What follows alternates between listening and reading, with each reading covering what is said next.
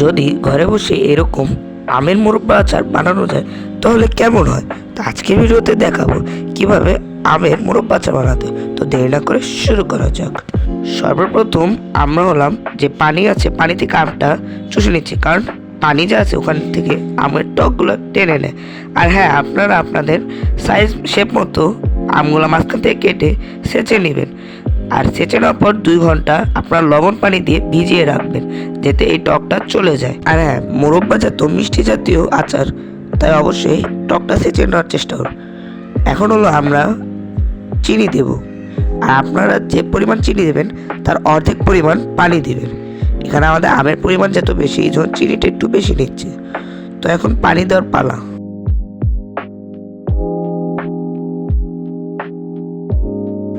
তো এখন হলো আমরা কিছু এলাচ দিব, তার সাথে হলো দারচিনি দেব, আর অল্প একটু পরিমাণ আর একটু এলাচ দিয়ে দিয়েছি, আপনাদের পরিমাণ মতো দেবেন। আর এখানে একটু লবণ দিয়েছি। তো এখন এগুলো দেওয়ার পর আমরা শিরাগুলো নাড়বো যতক্ষণ না চিনিগুলো গলে যায়।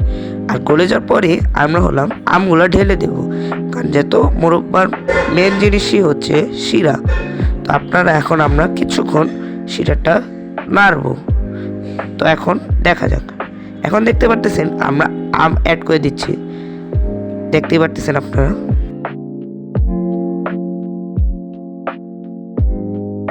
আমগুলো ঢেলে দেওয়ার পর এখন আমরা কিছুক্ষণ নাড়বো, যাতে শিরাগুলো ভিতরে ঢুকে যায়, প্লাস সিদ্ধ হওয়া আগ পর্যন্ত আমরা ওয়েট করব।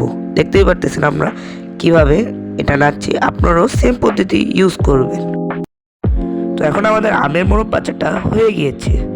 যদি ভিডিওটি ভালো লাগে অবশ্যই লাইক করবেন, সাবস্ক্রাইব করবেন এবং আমাদেরকে কমেন্ট করতে ভুলবেন। সে পর্যন্ত ভালো থাকবেন। আল্লাহ হাফেজ।